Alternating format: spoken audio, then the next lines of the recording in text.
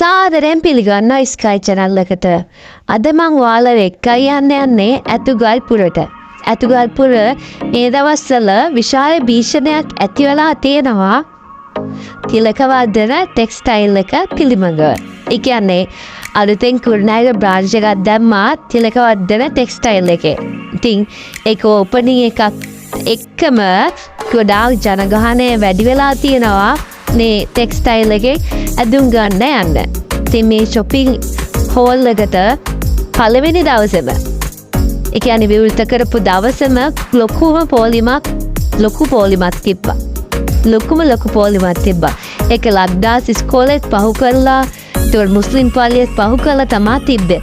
ඉතින් මේ ඕපනින් එකේ ඉදම්ම ඔයාලට බලන්න ගත්ත චූටි වීඩියෝ ක්ලිප් ටිකක් තමයි මේ. ඉතින් එහෙනම් අමතක නොකර මා සබ්ස්ක්‍රයිබ් කරලා තියාගන්න. තවත් මේ වගේ වීඩියෝ බලන්න.